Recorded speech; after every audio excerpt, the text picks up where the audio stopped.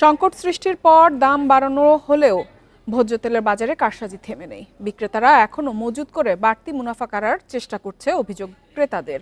এমন পরিস্থিতিতে বাজারে ন্যায্য মূল্যে পণ্য সরবরাহের আহ্বান ভোক্তাদের। প্রায় 2 সপ্তাহ ধরে ভোজ্য তেলের বাজারে সংকট। পরিস্থিতি নিয়ন্ত্রণে সোমবার সয়াবিন তেলের দাম প্রতি লিটারে 8 টাকা বাড়ায় সরকার। তবে এখনো বাজারে সরবরাহ স্বাভাবিক হয়নি।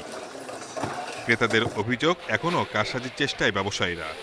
এমন অভিযোগের পর রাজধানীর মোহাম্মদপুর কৃষি মার্কেটে অভিযান চালায় ভোক্তা অধিদপ্তর। পুরাতন দামে কেনা সয়াবিন তেল মজুত করার প্রমাণ মেলে। 2-3 পিস মাল হলো গিয়ে আমরা আমাদের পার্সোনাল কিছু কাস্টমার আছে তাদের জন্য রাখছি।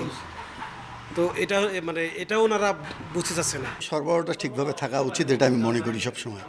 কারণ সাধারণ পাবলিক যারা আমাদের মতো মধ্যবিত্ত আয় করে তাদের জন্য তো এটা কষ্টকর। ভোজ্য তেল সহ অন্য নিত্যপণ্যের বাজারে বিভিন্ন পর্যায়ে কারসাজি হচ্ছে বলে জানিয়েছে ভোক্তা সংরক্ষণ অধিদপ্তর। আমরা বাজারে এসে যেটা দেখলাম, এখানে কিছু খুচরা এবং পাইকারি ব্যবসায়ীদের, কিছু কতিপয় ব্যবসায়ীদের কারসাজি আছে। তারা তেলের মূল্য বৃদ্ধির সংবাদটা পেয়ে তেলটা স্টক করে ফেলেছেন। আমরা সেই তথ্য নেওয়ার জন্য আমরা বিভিন্ন বাহিনীর সহযোগিতা নিচ্ছি। আমরা যেখানে যে তথ্য পাবো সেখানে আমরা অভিযান পরিচালনা করব। নিত্যপণ্যের বাজার নিয়ন্ত্রণে খুচরা দোকানের পাশাপাশি মিল কারখানাতেও নজরদারি পরামর্শ বিশ্লেষকদের। Shahid Ahmed, independent news, Dhaka.